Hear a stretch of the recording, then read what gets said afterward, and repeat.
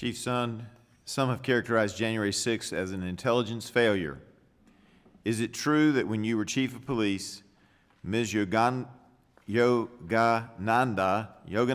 Pittman was the Assistant Chief of Police in charge of the Intelligence Division, yes or no? Yes, sir. In your book, I believe you wrote that the information regarding potential threats prior to January 6th was received by the United States Capitol Police Intelligence Division, but you were not made aware of it until after January 6th. Is that correct, yes or no? Yes, sir, that is correct. Had you seen the United States Capitol Police Intelligence Assessment Report in full issued on January 4th before January 6th, yes or no? Yes, sir. You had seen the January 4th report? When you say January 4th, it's dated, now I just want to make sure there is a January 4th report. It's a Department of Intelligence, a daily intelligence report. That one? Yes, sir. Yes. All right. Would this intelligence assessment report have changed your actions had you received it and fully understood all the ramifications of it? When you say fully understood the ramifications of it, there is nothing supporting. Well, what I'm getting to is that apparently, and what I've understood was that as Chief of Police, you received the report, but there was a comment about some intelligence or about some concerns, but it was put on the last page of the report instead of on the first page. Is that accurate? Okay, yeah, just to make sure we're clear, you're referring to the January 3rd. January 3rd, It's actually all right. dated, yeah, January 3rd, 20, it's dated 2020, it's supposed to be 2021. Yeah, okay. And that's the final intelligence assessment, but not the final intelligence report that's put out. All right. That's Sorry, I correct. got my lingo mixed up. No problem. It's a 15-page report with the intelligence assessment at the end behind 2.5 pages of street closures. Correct, sir.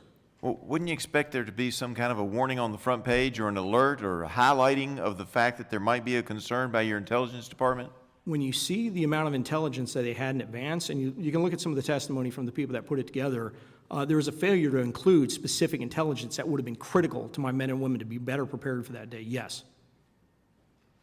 All right, just so I'm clear, because I'm not sure I understood the answer. No.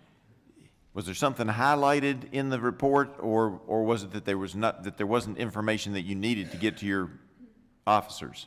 Yeah, there wasn't information. There was when you talk about the assessment, the intelligence assessment, the very last paragraph doesn't tell you anything other than pretty much what we're expecting from any of the previous MAGA rallies, that it could be, there could be some danger, there could be some So it was a fairly standard response and not something that would have highlighted that there was a real threat and a real concern. Correct. Not what you're seeing now about storming the Capitol, killing the palace guards, which is referring to my officers. None of that was included in the intelligence. Correct. But that information was available to Ms. Pittman? It was available to IICD, which is a unit she runs. Yes, sir. All right. And Ms. Pittman approved that report that did not pass that information on to you. Is that correct? It came out of her unit, sir. Subsequent to January 6th, when Ms.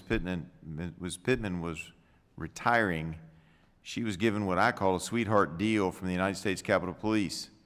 That was earlier this year. She was placed on leave without pay while working a new job for several months, about 5, before she reached the eligible age to retire. Now, it's clear she had no intent to return to the United States Capitol Police, which is what the handbook says you're supposed to be doing if you get leave without pay. There has to be an expectation of return. During your time in management with the United States Capitol Police, had you ever heard of such a sweetheart deal before? No, sir. When you were in management, did counsel Thomas Tad DeBias ever indicate that you had the power to give somebody a leave without pay so they could get to retirement without an expectation that they would at least attempt to return to the United States Capitol Police Service? No, sir, not that I recall. Nope. Nobody's ever told you you could do that? No, sir. Did you think you had that power?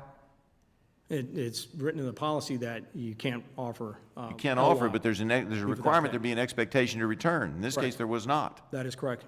So you never had the expectation that you could give somebody leave without pay unless they were planning on coming back. Somebody that might have a health problem or something like that's what it's for, isn't it? Correct. That's the policy. All right. Since January 6, 2021, have you learned of other intelligence reports, and I think you mentioned in your opening, in the possession of the United States Capitol Police or other federal agencies which could have been of assistance to you and your decision-making on January 6th? Yes, sir, I have. All right.